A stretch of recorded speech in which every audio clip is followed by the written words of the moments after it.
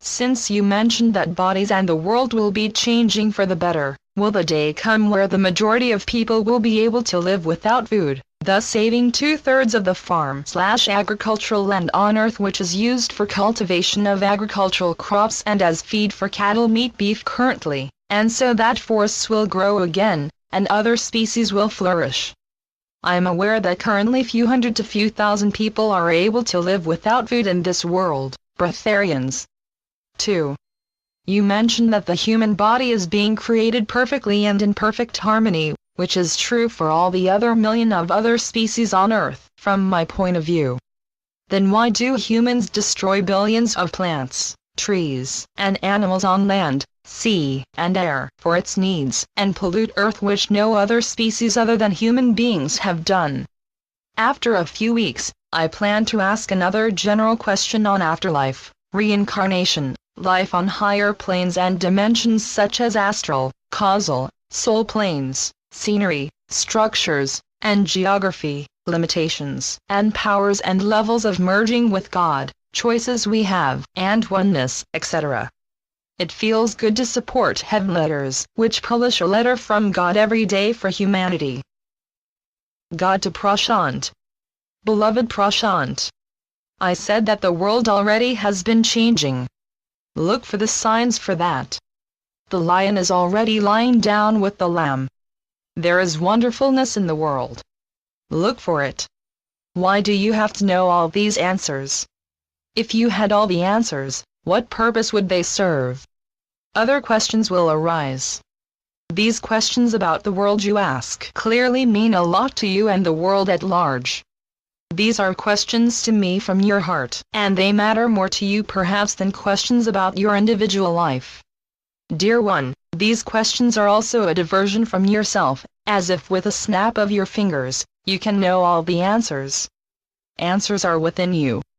All the answers are deep within you, yet you do not have to have the answers in words, for one word leads to another. Every question has sub-questions. That is why young children will ask their fathers about the stars. And with the answers, the child then adds another layer of whys, and the questions go on ad infinitum. Questions are infinite. Questions have their merit, and questions continue. Sometimes asking questions is like paring the skin off a pineapple.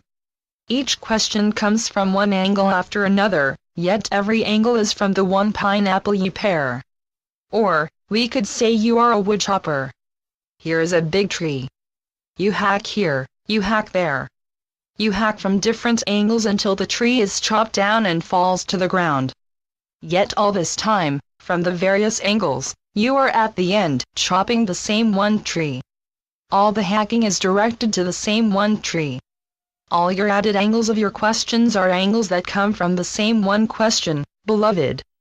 The answer I gave to you last time, my son Prashant, also addresses your further lists of questions. In the surface of the world you live in, there are lists. In the surface of the world, there are lists of questions to ask. There are plenty of questions. Why questions are not of the importance you hold them in. Look at the whole and not so much at the pieces. In heaven, which is a state of consciousness, there are no lists kept. There are no questions. There are no questions to ask, and there is no separate person to ask the questions and no separateness either to answer the questions. Recall, there is oneness. What I am saying is that your questions, regardless of their specificity, have been asked and answered. Step out of the mire of problems. Get away from propounding problems. Cease dissecting problems. When you delve into the concept of problem, problem is king and questions are queen. You become subservient to problems. You bow down to problems. You honor problems as if they were movie stars. Problems are dramas. Get out of the arena of problems. Problems burden you. Live your life better without the concept of problem. Regarding life on earth, life is short. Get on with your life and live it. Questions are of the mind. The mind has its place, yet questions of the mind are not your playground. They are not your high ground either. Do not let the idea of problems consume you. Stop configuring problems. Don't look for them, for you compound them, which is not at all what you mean to achieve. The answers to problems do not lie in the problems.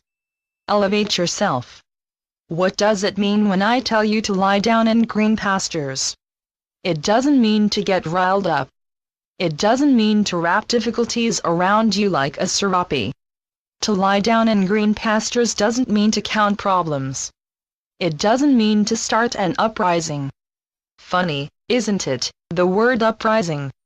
It doesn't mean to rise. It means to fight. Get out of the realm of problems. Lie down in green pastures and look at the sky. Look up, for heaven's sakes. The solutions you so desire are not to be found in the problems themselves. Bring more happiness into your life, and you will raise the world. Clearly, this is your intent, to raise the world. The world believes there is no end to problems. The world believes that problems are weeds that crop up without an end in sight. The world believes that problems must be weeded out one by one, and that the world must solve the problems. The world is quick to believe, however, that there is an end to happiness. The world believes there is a quick end to happiness. What a difference it will make when the world reverses its position. Pointing out the ills of the world does not uplift the world. Your role in the world is to uplift. Your role is not to chasten the world. Go higher than the world. Go deeper. Whatever you do, don't be what the world seems to mean when it tells you to be realistic. Questions often include indictments. Questions may carry worth, yet indictments do not. I tell you to get out of the drama, beloved Prashant. Drama agitates. Drama has not brought lasting peace to the world. Hardly. The concept of loving your enemy is not idle. The fact is there are no enemies. The people in the world think so. There are people judged. There are people cast out and not heard. And there are conditions and situations looked at harshly as well. You, everyone, Prashant, will do well to find love in their hearts for life even as it appears to be. Have trust in me. Trust in yourself. Have trust in life. This will make all the difference in the world. Grow flowers. Love to you and all. God. Channeled by Gloria Wendroff. Prashant wrote.